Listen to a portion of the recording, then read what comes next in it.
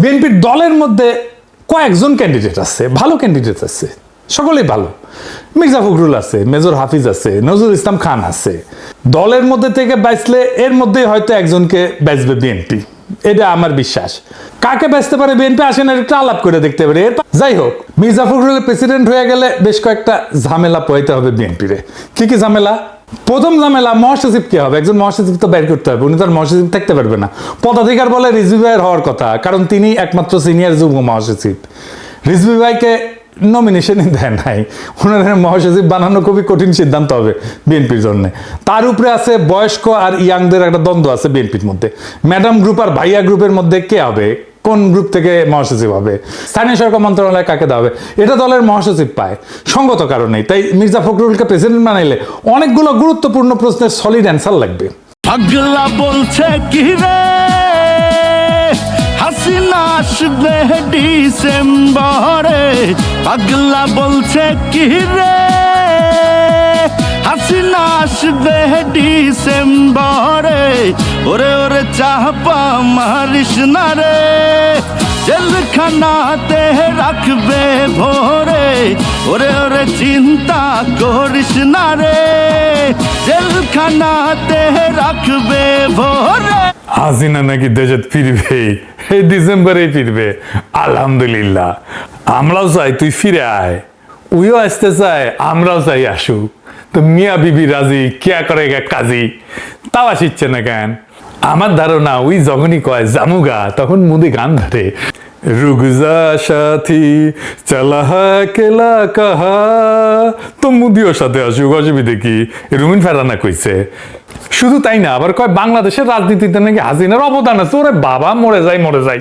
শুনেন, ওনার পরিবার এবং ওনার বাংলাদেশের রাজনীতিতে দীর্ঘদিনের অবদান আছে এবং ওনার পরিবারকে সপরিবারে হত্যা করা হয়েছে। বাংলাদেশে যদি উনি ফিরে না আসেন, ওনার দলের অবস্থা কি দাঁড়াবে, বা ওনার এতদিনের যে রাজনৈতিক ইতিহাস সেটারই বা কি দাঁড়াবে।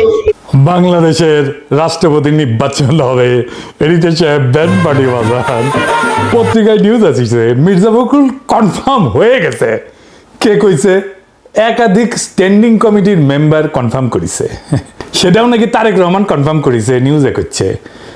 বিএনপি আনুষ্ঠানিক বিবৃতি দিছে, দেয় নাই। তারেক রহমানের উপরে তো স্ট্যান্ডিং কমিটি দায়িত্ব দিছে, 12 তারিখ আনুষ্ঠানিক ঘোষণা দিবে, এটা বিএনপি বলছে। আগে ঘোষণা আসুক, তারপরে প্রচার করেন। বিবিসি নিউজ করেছে, কে হচ্ছে রাষ্ট্রপতি এটা শুধু প্রধানমন্ত্রী জানে, আর বাংলা মিডিয়া জেনে গেছে। বাংলা মিডিয়াগুলো মুখে আছে মির্জা ফখরুলের প্রেসিডেন্ট বানানোর জন্য। হয়তো তারেক রহমান এর মধ্যে ঠিক করে ফেলেছে, হয়তো হইতেও পারে যে মির্জা ফখরুলই ঠিক করেছে, কিন্তু এটা আপনি কনফার্ম হইতে পারেন না। তো বিএনপির মন্ত্রিসভায় কে আসতেছে এটা শপথ নেওয়ার আগে পর্যন্ত কেউ জানতো না, বিএনপিরও কেউ জানতো না। আর প্রেসিডেন্টের নাম জানিয়ে ফেললো, বাপরে তালে বড় এসে গেছে। অবাক লাগতেছে না? সংবাদ মাধ্যমগুলোর এই অতিরিক্ত উৎসাহ আরো বেশি সন্দেহের জন্ম দেয়। বিএনপি নমিনেশন পেপার কিনছে 2টা, মানে 2জন ক্যান্ডিডেট আছে তাদের। আমি একটা এপিসোড করেছিলাম, সেখানে দেখাইছিলাম যে দলের মধ্যে থেকে রাষ্ট্রপতি নির্বাচন না করে দলের বাইরে থেকে যদি বিএনপি সরকার রাষ্ট্রপতি নির্বাচন করতে চায়, তাহলে প্রফেসর ইউনূস একটা ভালো ক্যান্ডিডেট হইতে পারে। বিএনপির দলের মধ্যে কয়েকজন ক্যান্ডিডেট আছে, ভালো ক্যান্ডিডেট আছে, সকলেই ভালো। মির্জা ফখরুল আছে, মেজর হাফিজ আছে, নজরুল ইসলাম খান আছে। দলের মধ্যে থেকে বাঁচলে এর মধ্যেই হয়তো একজনকে বাঁচবে বিএনপি, এটা আমার বিশ্বাস। কাকে বাঁচতে পারে বিএনপি আসেন একটা আলাপ করে দেখতে পারে। এর পাশাপাশি জামাতের নমিনেশন দিছে একজনকে, এর মধ্যেই অলি আহমেদকে। এটা কেমন হইলো পলিটিক্যালি সেটাও আলাপ করা যাইতে পারে, কারণ রাষ্ট্রপতি পদটা আমাদের জন্য গুরুত্বপূর্ণ, আমাদের এটা আলোচনা করা দরকার আছে। আসেন আল্লাহর নামে শুরু করি। প্রথমে আসি মির্জা ফখরুল ইসলাম প্রসঙ্গে। মির্জা ফখরুল ইসলামের পজিটিভ দিক হইতেছে উনি খালেদা জিয়ার সাথে রাজনীতি করেছেন। তিনি বিএনপি মহাসচিবের দায়িত্ব পালন করছেন দীর্ঘ সময় ধইরা। একজন শিক্ষিত, সুদর্শন, এলিট, ছাত্র ইউনিয়ন করা ব্যাকগ্রাউন্ড, মানে তার লেফট ব্যাকগ্রাউন্ড আছে, মানে বুঝছেন তো। বাংলাদেশের এলিটরা ঠিক যেরকম প্রেসিডেন্ট চায় সেই রকম একজন ব্যক্তি। আসিফ নজরুল তো বলছে মির্জা ফখরুল প্রেসিডেন্ট হইলে সবচেয়ে ভালো হয়। ফোনদের আলো দিল্লি স্টারও তাইলে এটাই চায়, কারণ আসিফ নজরুল যেটা বলে সেটা ফোনদের আলো দিল্লি স্টারের কথা। যাই হোক, মির্জা ফখরুলের প্রেসিডেন্ট হয়ে গেলে বেশ কয়েকটা ঝামেলা পোহাইতে হবে বিএনপিরে। কি কি ঝামেলা? প্রথম ঝামেলা, মহাসচিব কি হবে? একজন মহাসচিব তো বের করতে হবে, উনি তো আর মহাসচিব থাকতে পারবে না। পদাধিকার বলে রিজভী ভাইয়ের হওয়ার কথা, কারণ তিনি একমাত্র সিনিয়র যুগ্ম মহাসচিব। রিজভী ভাইকে নমিনেশনই দেয় নাই। ওনাদের মহাসচিব বানানো খুবই কঠিন সিদ্ধান্ত হবে বিএনপির জন্য। তার উপরে আছে বয়স্ক আর ইয়াংদের একটা দ্বন্দ্ব আছে বিএনপির মধ্যে। ম্যাডাম গ্রুপ আর ভাইয়া গ্রুপের মধ্যে কে হবে, কোন গ্রুপ থেকে মহাসচিব হবে, স্থানীয় সরকার মন্ত্রণালয় কাকে দেওয়া হবে, এটা দলের মহাসচিব পায় সঙ্গত কারণেই। তাই মির্জা ফখরুলকে প্রেসিডেন্ট বানাইলে অনেকগুলো গুরুত্বপূর্ণ প্রশ্নের সলিড অ্যান্সার লাগবে। মহাসচিব বানানো নিয়ে তো মহাগ্যাঞ্জাম লাগবে দলের মধ্যে। দলের একটা স্ট্যাটাস কো আছে না, এটা মারাত্মকভাবে ব্যাহত হবে মির্জা ফখরুল যদি প্রেসিডেন্ট হয়ে যায়। মির্জা ফখরুল এলিটের পছন্দ, কিন্তু গণমানুষের মধ্যে জনপ্রিয় না। আমি এটা ভোট করেছিলাম, দেখেছেন তো আগে, এইটা সাহেব দেখান একটু আগেও দেখেছিলাম। প্রেসিডেন্ট হিসেবে মেজর হাফিজ পাইছেন ৭৫,০০০-এর বেশি ভোট, আর মির্জা ফখরুল পাইছে ৯৫,০০০ ভোট মাত্র।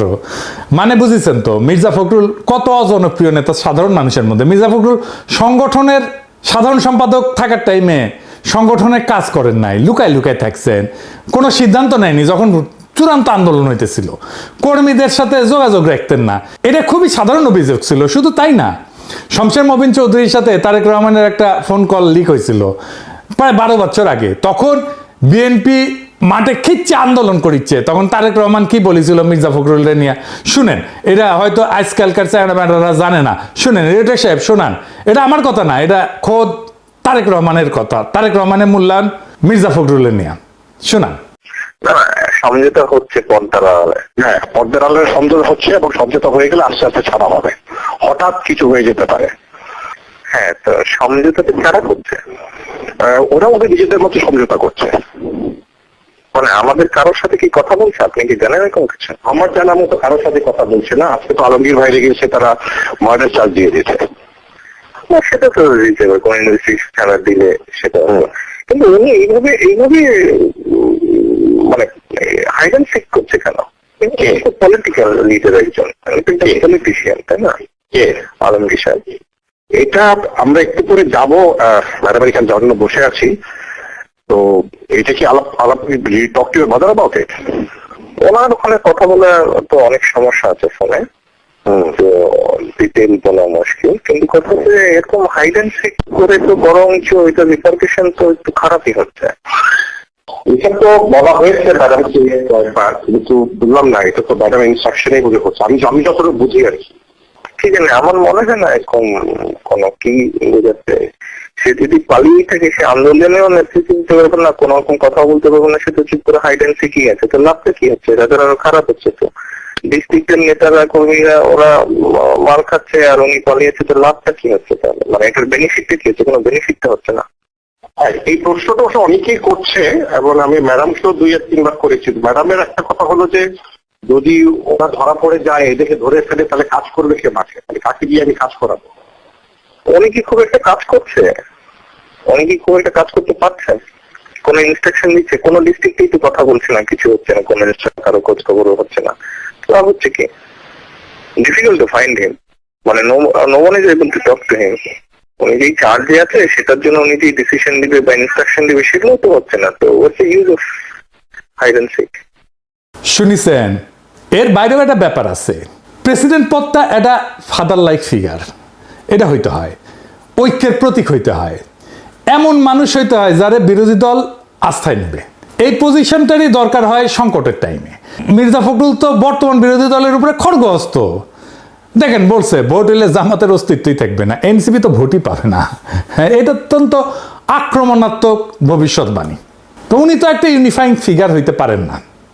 এখন যদি বিএনপি বানাইতেই পারে, ওনার আর কিছু নাই দেখাইলাম। তারেক রহমানের যে মূল্যায়ন শুনেছেন ওটাই এনাফ।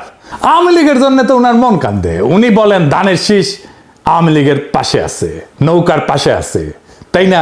শুনেন এইটা, সে আবার শুনেন। এখন আমাদের যারা এখানে নৌকা করতেন সারা বাংলাদেশে, তারা তো একটু অসহায় অবস্থায় যে আমাদের মূল লক্ষ্যে পড়ায় গেছে, আমরা এখন কি করবো? তো সেই জায়গায় আমি আপনাদেরকে এইটুকু আশ্বাস দিতে পারি যে আপনারা কেউ হতাশ হবেন না।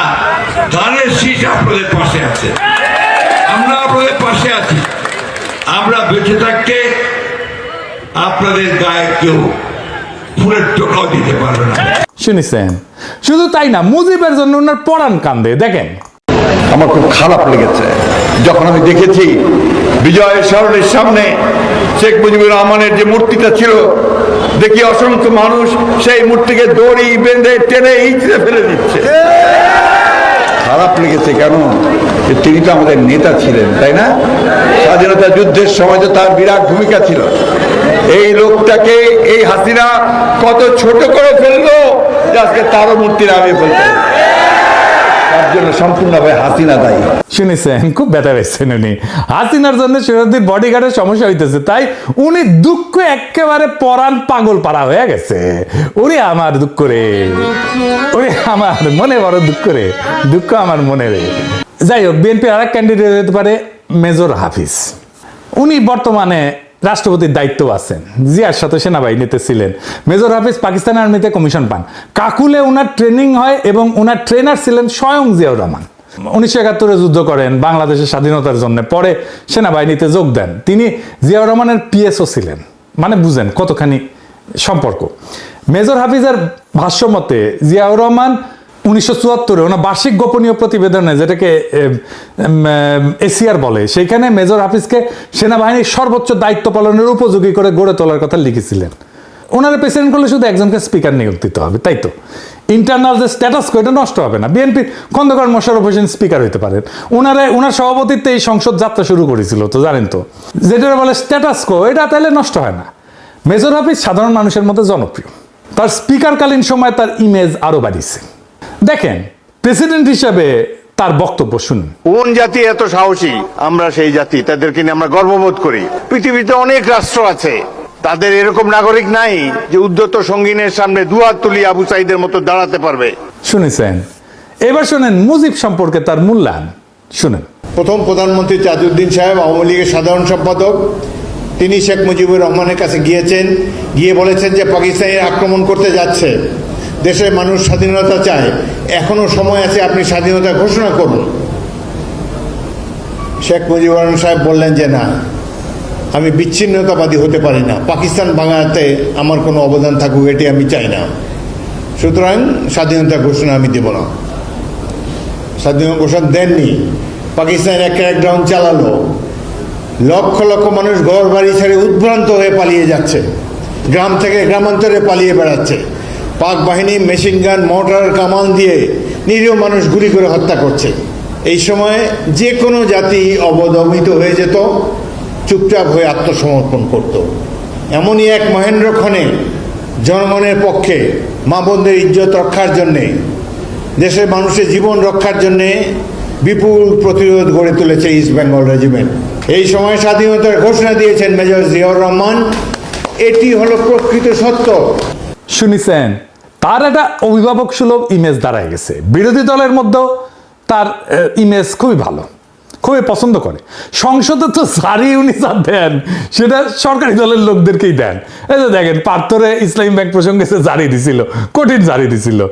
হ্যাঁ, এটা উনি আপনার কাছ থেকে কেন জানতে চাইলেন? আপনি তো ইসলামী ব্যাংকের কিছু না। না, আমার আগের বক্তব্যে এই ব্যাপারটা ছিল, যেহেতু উনি রেফার করেছেন তাই, যে এটা একটা ভুল মেসেজ যায় আর কি। আমার ধারণা যে কেউ চাকরি করতে পারে ইসলামী ব্যাংকে, তবে যেহেতু ইসলামী ব্যাংকের কথা ইসলামের একটা অংশ এবং রিবাকে হারাম করা হয়েছে কোরআনে, আই এম শিওর যারা বোর্ডে বসবে তারা ইসলামিক ভ্যালুটা আপহোল্ড করবে, এবং আমার ধারণা ওখানে মনে হয় না কোনো নন মুসলিমের স্থান ওখানে থাকবে, আমার ধারণা যেটা। আমি লক্ষ্য করেছি এই সংসদে অনেক অনুমান নির্ভর কথাবার্তা হয়। বাবু গয়েশ্বরচন্দ্র রায় আপনাকে রেফার করার কোনো কিছুই না, আপনি ইসলামী ব্যাংকের কোনো কর্মকর্তা না, ইসলামী ব্যাংক সম্বন্ধে কোনো ধারণা নাই। এই ব্যাপারে ইসলামী ব্যাংকের গভর্নিং বডির কেউ যদি এখানে থাকে, উনি দাঁড়িয়ে হয়তো বলতে পারতেন, যার এই ব্যাংক পরিচালনা সম্পর্কে যার অভিজ্ঞতা আছে। আর যে বিষয়টা অত্যন্ত সেন্সিটিভ, এটা কমিউনাল ইস্যু এখানে রেজ করা হয়েছে। দেখেছেন হাসিনারে কি বলে? দেখেন, আসেন দেখেন, সেটা প্রেসিডেন্ট হয়ে বলতেছে, কিন্তু এইটা দেখেন, শুনেন। আমরা অপেক্ষা করে আছি, আসেন দেশে, দেশে আছেন, দেখা হবে ইনশাল্লাহ রাজপথে। 27 বছর বয়সে মুক্তিযুদ্ধ করেছি, এখন 82 বছর বয়সে আরেকটা করব বাংলাদেশের জন্য। বাংলাদেশের জনগণের শাসন, গণতন্ত্র চিরস্থায়ী করে যাব আমরা। দেখেছেন, ভারত হাসিনারে আশ্রয় দিছে, এটা নিয়ে উনি কি বলছেন শুনেন। ভারতকে ধন্যবাদ যে তারা শেখ হাসিনাকে আশ্রয় দিয়েছে। শেখ হাসিনা এবং আওয়ামী লীগেরা যে এত বড় ভারতের দালাল, দেশের শত্রু, আশ্রয় না দিলে তো আমরা বুঝতে পারতাম না। সুতরাং এই আওয়ামী লীগের ফেরত আসার কোনো সম্ভাবনা আমি দেখি না।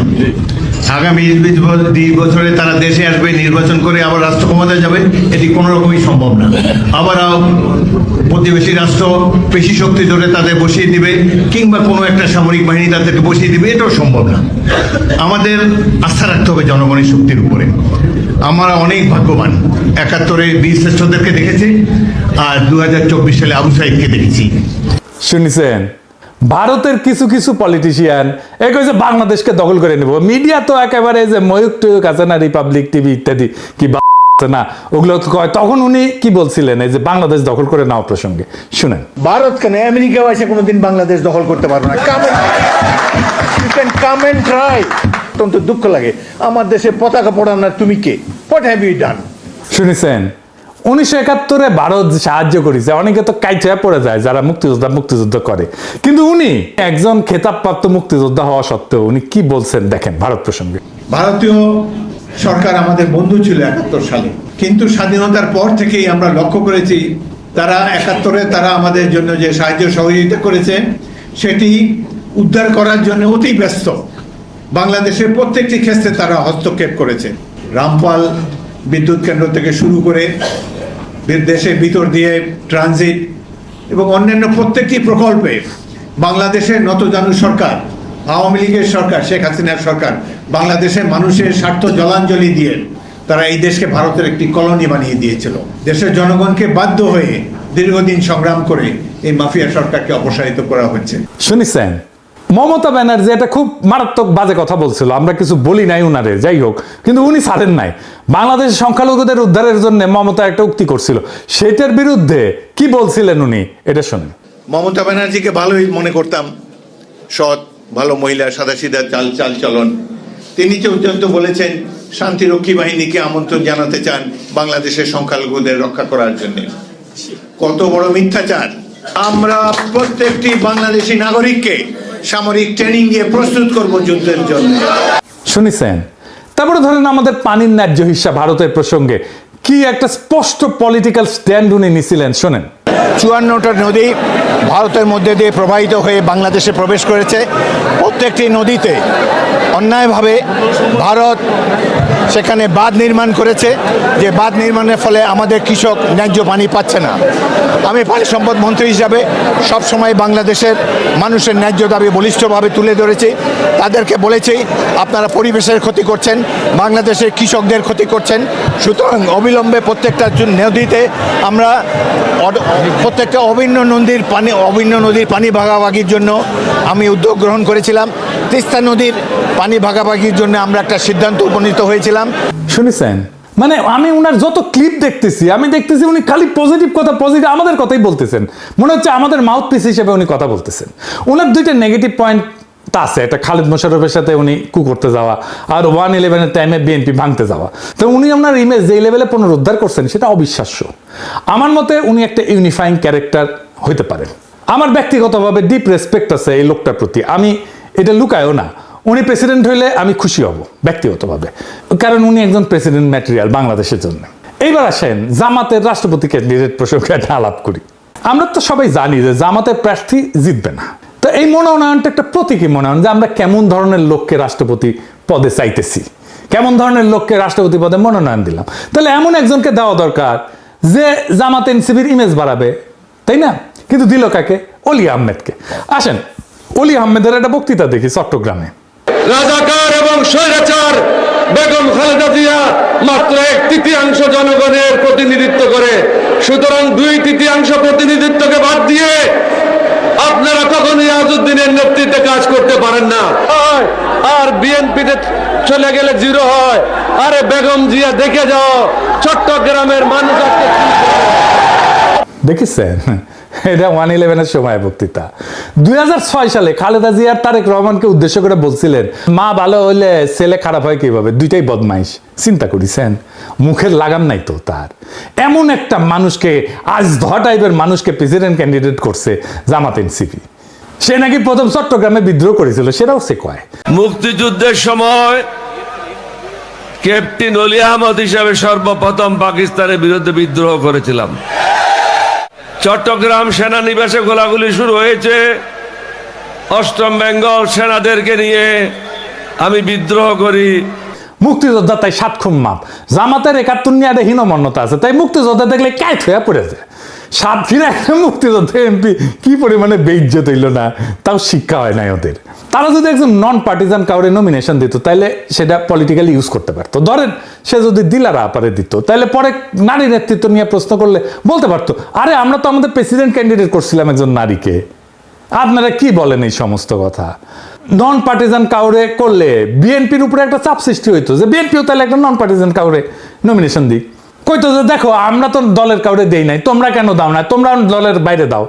বদিউল আলম মজুমদারের করতে পারতো, মাহমুদুর রহমানের করতে পারতো, কেউ রাজি না হইলেও লাভ হইতো। তখন করুণ মুখ করে মিডিয়ারে কইতো আমরা তো বলছিলাম, প্রস্তাব করছিলাম, আমাদের প্রস্তাব না বুঝছেন, ওনারা কেউ গ্রহণ করলো না। এত মানুষের সমবেদনা পাইতো। মানুষ বঞ্চিত পরাজিত মানুষকে ভালোবাসে, বিজয়ীকে ভয় করে প্রকাশ্যে, কিন্তু ভালোবাসে পরাজিতকে, বঞ্চিতকে। আমি মাইরা ফাটায় ফেলছি, আমি মাইরা ফাটায় ফেলছি, এটা যদি কেউ বলে দিঘা ভয় পাবে, পিঠ চাপড়ায় দেবে, কিন্তু কেউ তারা ভালোবাসবে না। আর দেখেন আমাদেরকে মারছে, আমার কিন্তু কোনো দোষ নাই, আমি কিচ্ছু করি নাই, এই কথা যে বলবে তার প্রতি মানুষের সিম্প্যাথি আসবে, সমবেদনা আসবে। এটাই হিউম্যান নেচার, এটাই মানুষের চরিত্র, ক্যারেক্টার। এই জন্যই ট্র্যাজিক নায়কেরা মানুষের এত প্রিয় হয়, কারণ সে তো নিজে পদে পদে পরাজিত হয়। দুনিয়ার বেশিরভাগ মানুষের জীবন তো পরাজিতর জীবন, বিজয়ীর জীবন না। তাহলে কি পাইলো এই নমিনেশনে জামাত এনসিপি? আজকে একজন ফোন দিছে, ফোন দিয়ে কইতেছে যে আমি নাম বলি না কারণ আপনারা সবাই তারা চেনেন, কইতেছে আপনি তো পোলাপানদের নষ্ট করছেন। আমি কইলাম কেমনে নষ্ট করছি? কয় যে হাসনাত আব্দুল্লাহরে কইছেন জোহরাম মামদানি। আমি কইলাম তো তাই তো বলবো, তরুণদের উৎসাহ দেয় তো বুড়াদের কাজ। একজন তরুণ যদি কাজ করে আনে যেটা একেবারে ট্র্যাশ, কিছুই হয় নাই, বালচাল হয়েছে, তো আমি কি বলবো যে কি বালটা করে আনছো? তা তো বলবো না, বলবো ভালোই করছো, অনেক পরিশ্রম করছো, আসো আমরা দেখি একসাথে কিভাবে এটাকে ইমপ্রুভ করা যায়। তাই তো, এটা তো আমাদের কাজ। আমি সেই ভূমিকায় পালন করি, নানাভাবে উপদেশ দিই, পরামর্শ দিই, চেষ্টা করছি, আমি উৎসাহ দিছি, সমর্থন দিছি। তারা নেয় নাই সেটা তাদের ব্যাপার, এখন এর দায় তো আমার না। যাই হোক, আর একদিন পরে আমাদের সমস্ত অপেক্ষার অবসান হবে। দেখা যাক কাকে আমরা রাষ্ট্রপতি হিসাবে পাই। আমাদের পরবর্তী নির্বাচন তত্ত্বাবধায়ক সরকারের অধীনে হবে এবং রাষ্ট্রপতির একটা ক্রুশিয়াল ভূমিকা থাকবে, এটা আসতেছে। সেজন্য এই পদটা আমাদের জন্য গুরুত্বপূর্ণ। তাই এই পদে কে আসবে সেটা আমাদের জন্য জানা জরুরি, আলাপ করা জরুরি, সব দিক বুঝে দেখা জরুরি। পাগলা বলছে কি রে হাসিনা আসবে ডিসেম্বরে, পাগলা বলছে কি রে হাসিনা আসবে ডিসেম্বরে, ওরে ওরে চাপা মারিস না রে, জেলখানাতে রাখবে ভোরে, ওরে ওরে চিন্তা করিস না রে, জেলখানাতে রাখবে ভোরে। হাসিনা নাকি দেশে ফিরবে, এই ডিসেম্বরেই ফিরবে, আলহামদুলিল্লাহ। আমরাও চাই তুই ফিরে আয়, উইও আসতে চায়, আমরাও চাই আসুক। তো মিয়া বিবি রাজি, কে করে কাজী, তাও আসিচ্ছে না কেন? আমার ধারণা ওই যখনই কয় জামুগা, তখন মুদি গান ধরে, রুগজা সাথী চলা কেলা কাহা, তো মুদিও সাথে আসুক, অসুবিধে কি? হ্যাঁ, আমাদের তো সহ্য হইতেছে না। এই মাসে আয়, অগাস্টেই আয়। অগাস্ট তো আওয়ামী লীগের জন্য বরকতময় মাস। 15 আগস্ট একটা বরকত হয়েছে না, 5 আগস্ট হয়েছে না, আর একটা আগস্ট হইতো, বিশাল ঘটনা ঘটতো। এয়ারপোর্টে কোটি কোটি মানুষ ছুটে যেত, কে আগে সুদলিং পং করে দিবে, তার কম্পিটিশন হইতো। কিন্তু আমাদের এই আশা পূরণ হইতেছে না। আমার স্বাদ না মিটিল, আশা না পুরিল। আবার বাঙ্গু কিছু পলিটিশিয়ান আছে, তাহলে বড় আছে, ওরা কয় হাসিনা ফিরবেই, কমন সেন্স বলে হাসিনা ফিরবেই, রুমিন ফারহানা কইছে। শুধু তাই না, আবার কয় বাংলাদেশের রাজনীতিতে নাকি হাসিনার অবদান আছে। ওরে বাবা, মরে যাই। শুনেন, ওনার পরিবার এবং ওনার বাংলাদেশের রাজনীতিতে দীর্ঘদিনের অবদান আছে এবং ওনার পরিবারকে সপরিবারে হত্যা করা হয়েছে। বাংলাদেশে যদি উনি ফিরে না আসেন, ওনার দলের অবস্থা কি দাঁড়াবে বা ওনার এতদিনের যে রাজনৈতিক ইতিহাস সেটারই বা কি দাঁড়াবে, এই সকল কিছু বিবেচনা আমার কমন সেন্স বলে উনি ফিরে আসবে। শুনেছেন, মানে এইগুলা পলিটিশিয়ানদের কি আর কমু, কিছু কইতে ইচ্ছা করে না। কয় সপরিবারে মাইরা ফেলা হয়েছে। তো কি হয়েছে? পরিবারতন্ত্র কায়েম করে দেশকে নিজের জমিদারি বানাইলে তো সপরিবারে জয় বাংলা করে দেওয়া হবে। হাসিনা তো তার পরিবারের সবাই একে একে বাইর করে দিচ্ছে 5ই আগস্টের আগে। তারপরে তার দলের কর্মীদেরকে ফেলা রেখে চলে গেছে। এই রুমিন ফারহানা যে পরিবার সহ মাইরা ফেলাইছে কইতেছে, ওর আব্বু অলি আহাদ কি কইছিল জিয়াউর রহমানের আমলে 15 আগস্টে নাজাত দিবস পালন করেছিল।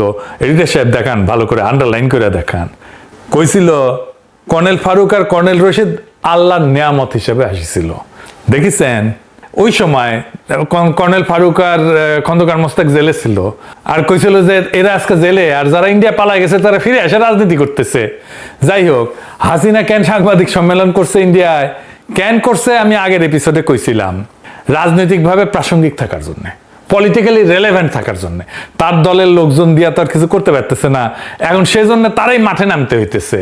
কইছিল ভিডিও কলে আসবে। হ্যাঁ, কি শুনেছি কিছু কিছু মাতারি নাকি ইমু সার্ভিস দেয়, ভিডিও কলে 200 টাকা নিয়ে আবার অডিও কল দেয়। তো কাটালটা শিখে গেছে টেকনিক, বুঝেছাও। বিএনপি সরকারের পররাষ্ট্র মন্ত্রণালয় হাসিনার সংবাদ সম্মেলন নিয়ে বিবৃতি দিছে, দুর্দান্ত বিবৃতি দিছে, বাঘের বাচ্চা একেবারে।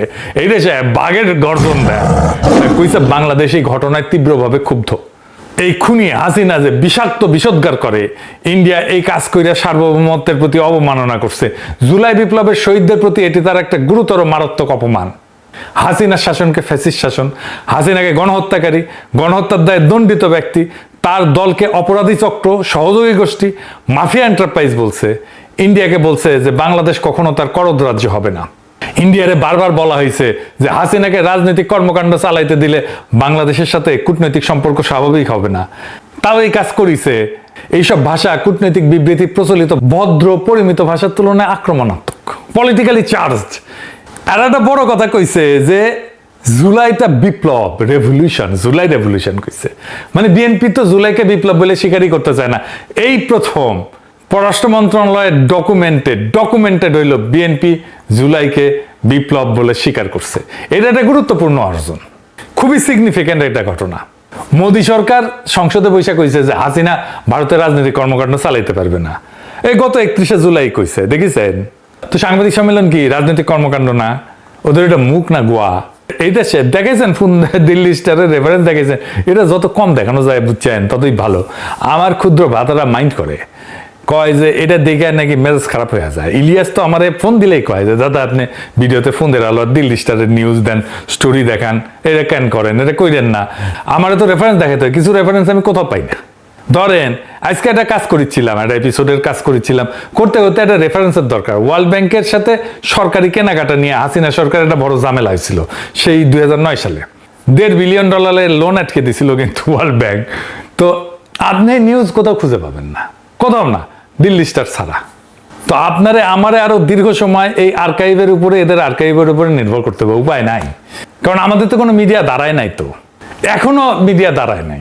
বাঙ্গুদের আগে বাইজি বাড়িতে যাওয়ার রেওয়াজ ছিল জানেন তো, বাড়িতে কালে বউ আসছিল, তারপরেও ওই বউরা কইতো কুলবধূ, মানে যারে দিয়ে কুল বা বংশ রক্ষা হয়।